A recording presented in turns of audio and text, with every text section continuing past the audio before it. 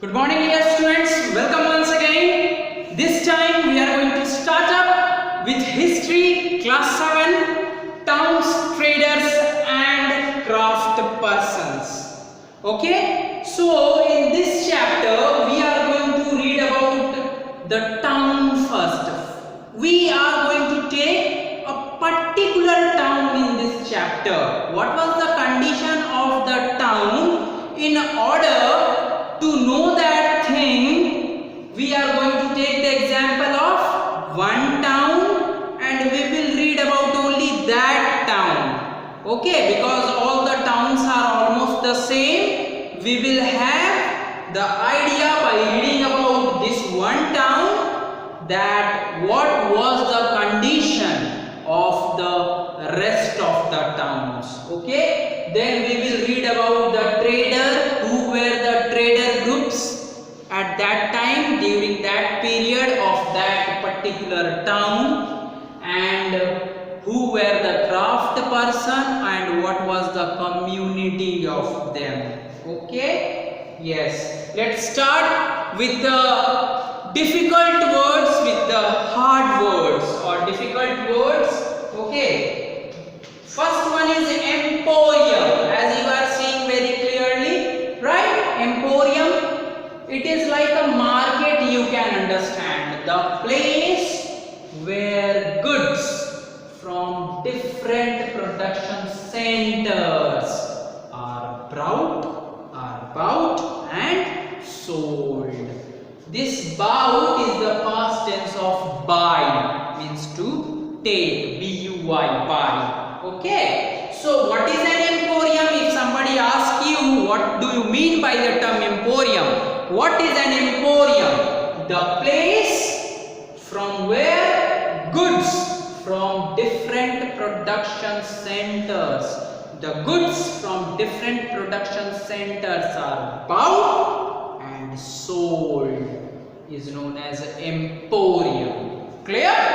Emporium, the place where goods from different production centers are bought and sold. The place where goods are bought from different area and are sold in simple terms. That is known as emporium. If you are bringing the goods means materials, things.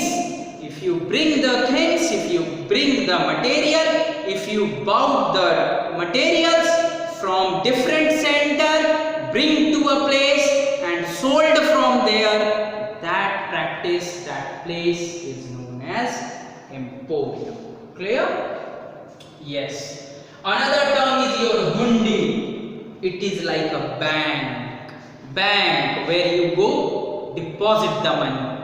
And if you need that, you can take it from different bank, right? Going to different branch of that bank. So hundi is like that only. So what is a hundi? Note. That means a note written. Okay, written note. It is a note describing deposit made by a person. Okay, so it is just a note. What is hundi? Hundi is a slip or a note written, okay, describing, telling, depicting a deposit made by person. Okay, how much person has deposited the amount? It was written in the note, and that is known as hundi. The amount deposited can be claimed, can be taken, can be, you can say, can be claimed. Okay, the person can claim that amount in another place by presenting a record of deposit. That means, suppose if you have deposited a certain amount of money to a place, he will give you a note, that is hundi. And when I am going to show it to different place, if I want to take that amount from different place, I can show that note to different place and collect my deposited amount from there. Clear? Yes, that is hundi. That is note describing the amount deposited by a person, and he can claim that amount by presenting the record of that, by presenting that note. Okay, it is hundi. Clear?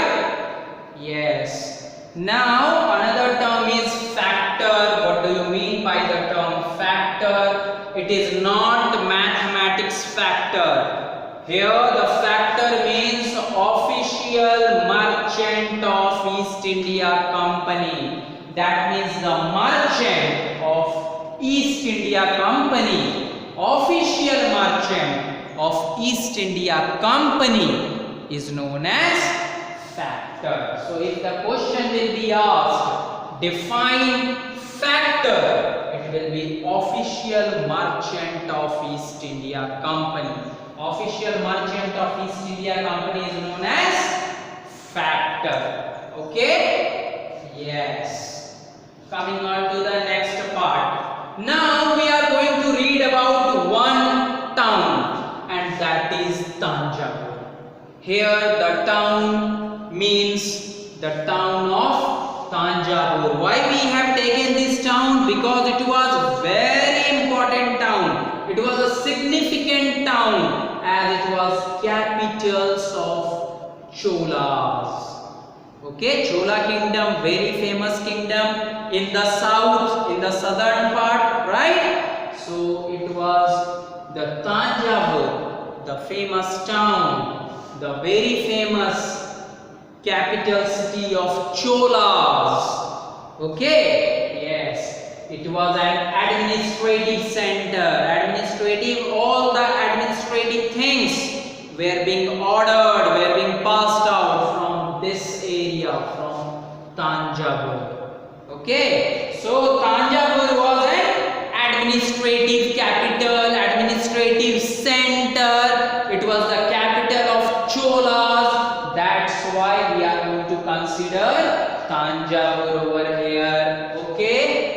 A very famous river, perennial river that does not get dried up. Okay, that means this river flows in every season. Perennial river, Kaveri flows near this town. That means by describing this thing, they are giving a hint. Historians are giving a hint that wherever there was a town earlier, previously in the 17th century, in the 18th century, wherever there was a town, a river used to flow from that area. A river usually passes from that area, and wherever people find the source of drinking water, or wherever people find the source of water, there only people reside. Right? Earlier also. So the perennial river, the famous river Kaveri flows near this town of Tanjavur. Okay? Yes. And the very famous temple, Rajarajeshwara temple, built by very famous king, Rajaraja Chola. So this was the famous significant feature, salient feature you can say of administrative center of Tanjavur, or you can say famous feature of a town. That means towns at that time were administrative center, or if they were not administrative center, they were ruled by some kingdom. Okay. Moreover, a river used to flow near the towns nearby to it, and apart from that, temples were there built by famous kings. This is the altogether the characteristic feature, the salient features of town. A temple built by famous king, river usually flows near the area, and they were capital of some famous kingdom or capitals of some king. Okay, So Tanjavur was a Chola's capital, famous administrative center. A river, perennial river, Kaveri flows near this town. Moreover, Rajeshwara temple built by King Raja Chola. Clear? Yes. Now, traders, big and small. Now we are going to read about traders because the name of the chapter is Towns, Trader and Craft Person, right? So we need to learn about traders now. Both type of traders, big and small, were found at that time. The Chetiyas and Marwadi Oswal went on to become main trading group. So who were the main trading group at that time? Chetiyas and Marwadi Oswal. These are the two famous trading groups who were big at that time, who established themselves at that time. Okay, Chetiyas and Marwadi Oswal. Gujarati traders, including communities of Hindu Baniyas. These were also the Gujarati traders. Hindu Baniyas, Muslim Bohras traded with parts of Red Sea, Persian Gulf and China. These are the famous areas from where Gujarati traders like Hindu Baniyas, Muslim Bohras have traded from parts of Red Sea, regions of Red Sea and nearby, from Persian Gulf, regions of Persian Gulf and nearby, and China. So from these areas, Hindu Baniyas and Muslim Bohras used to trade. And another groups of traders at that time were Chetiyas and Marwadi Oswal. Okay, so these are the groups, these are the trading groups at that time. Clear? Yes. Now crafts in towns. The Panchalas or Vishwakarma community, these are the community consisting of goldsmith, bronzesmith, blacksmith, mason and carpenter. That means Panchal and Vishwakarma community were the craft person during those time, which consist of goldsmith, people who used to make ornament with the help of gold, bronzesmith, who used to make the things with bronze, blacksmith, who used to make the material with iron, masons, those who make the buildings, and carpenters, all the people who used to do the thing with wood, who used to make the thing with woods, are carpenter, right? So the bronzesmith, goldsmith, blacksmith, mason, carpenter, all these groups lie in the community of Vishwakarma or Panchal, who were the craft person in the town. That means craft person of Tanjavur city, craft person of the towns were Panchalas or Vishwakarma, consisting of bronzesmith, goldsmith, blacksmith, mason, carpenter, etc., etc. Understood? What was the community of craft person at that time? Panchalas or Vishwakarma. And who were the people? What was their profession? They were goldsmith, bronzesmith, blacksmith, mason, carpenter. Okay? And these people are required for what? For building up of temples. Clear? Yes. So this was about the craft person in town. Okay, famous community of craft person were Vishwakarma, Panchalas. Their work was of goldsmith, bronzesmith, blacksmith, and where they are required, they were required for building temples, building houses also. That is not given in history, but For building up of temples, they were required. Temple has a significant place at that time, which kings, rajas, maharajas used to build. That's why for building up of temples, these people are required. They belong to this community, Vishwakarma and Panchala. They were the craft person of the town. Clear? Now coming on to the question answer of the textbook. How was the water supplied to the city of Thanjavur? That is, how water is supplied. Water was supplied by means of tanks and wells. Okay, these are the sources of supplying of water. That means water was supplied to the city of Thanjavur from wells and tanks. Clear? So what was the source of water in the city of Thanjavur? Wells and tanks. Another question is, who lived in the black towns in cities such as Madras? See, black town is a name given to the cities which were lying in Madras, because people were black in color mostly. Okay, so who lived in the black towns in cities such as Madras? It was merchants. Merchants, big businessmen, right? And artisans. Artisans means craft person, you can say mason, carpenter. Okay, and such as weavers, traders, craft person. Artisans means weavers, traders, craft person. All these come inside artisan. And merchants, big businessmen. So who lived in the black town?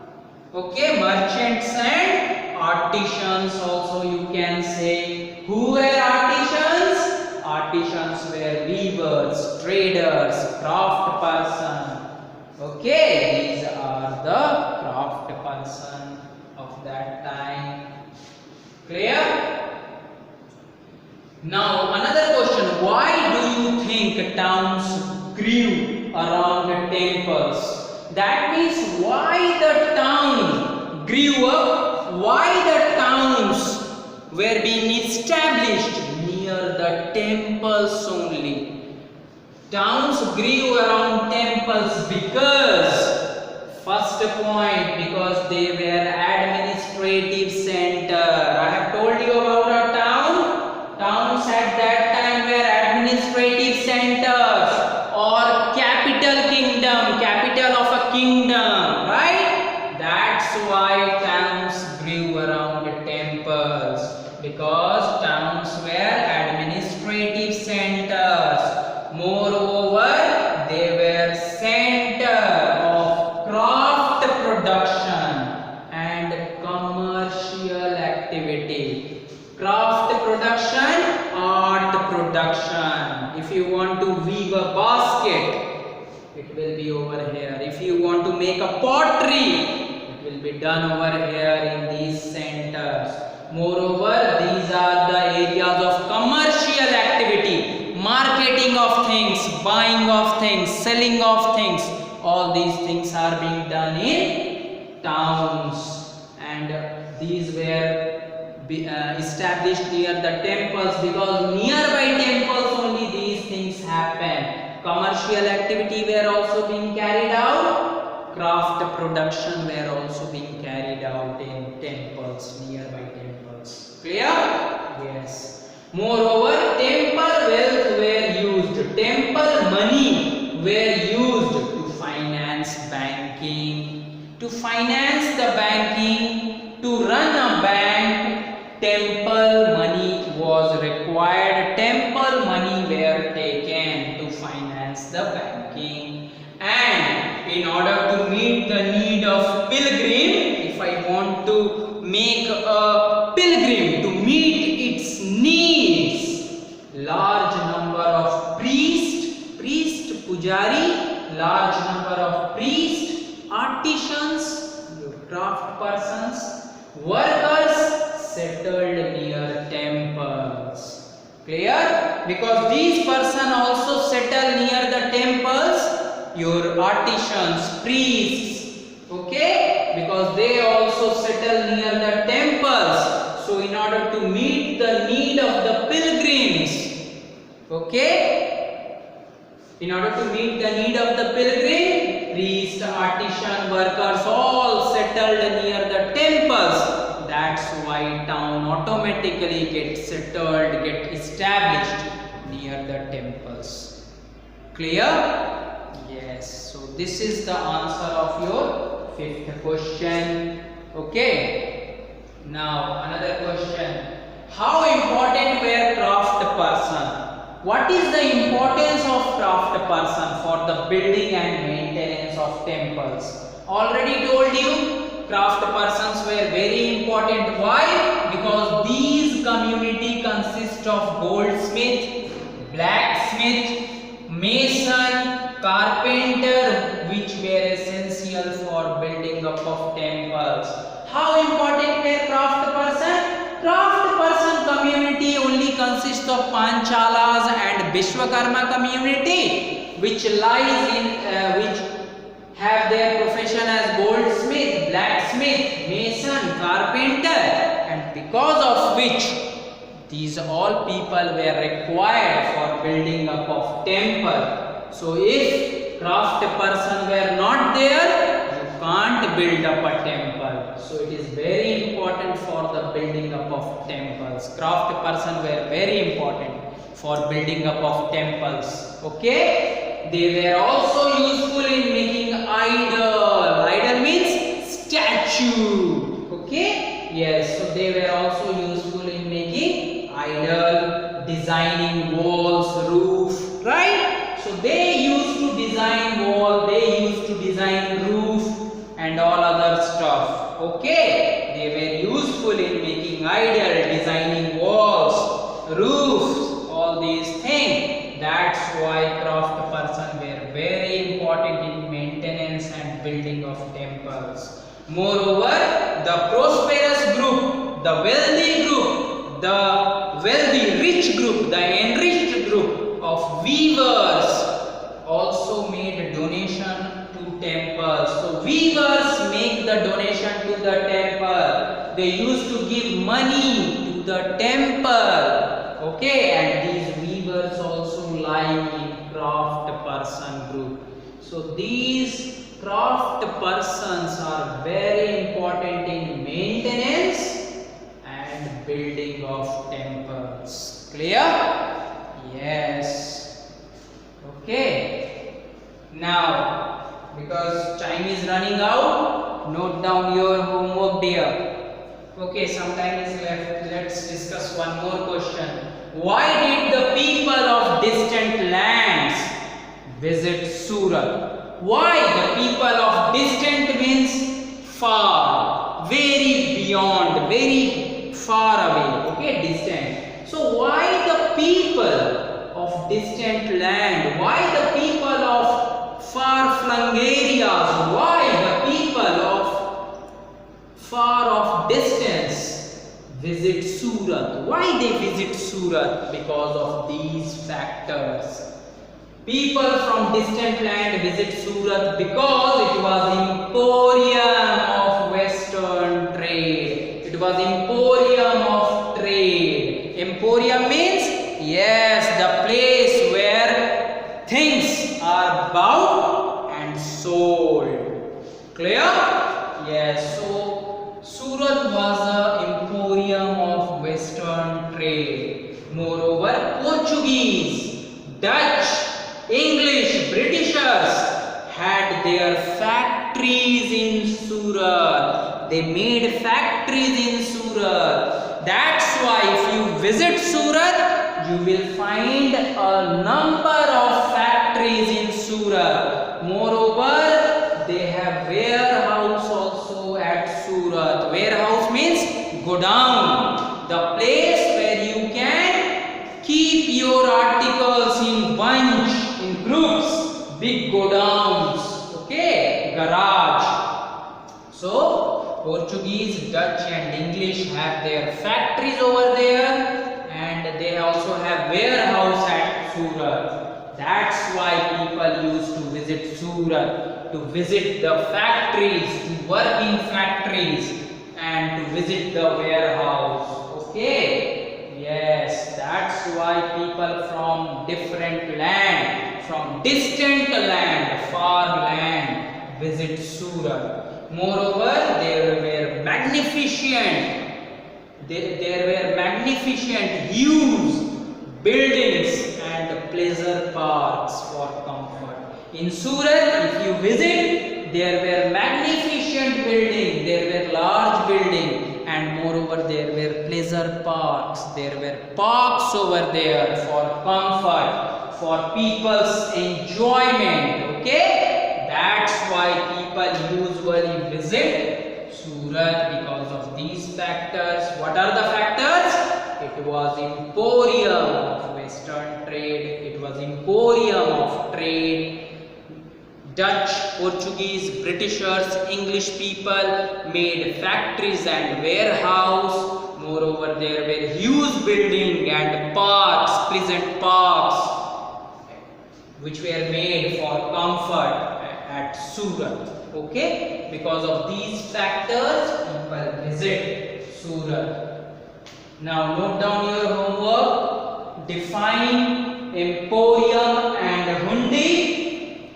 And another question is, how was water supplied in the city of Tanjavur? That's all we have from now. Okay, in the next class I am going to discuss rest of the questions.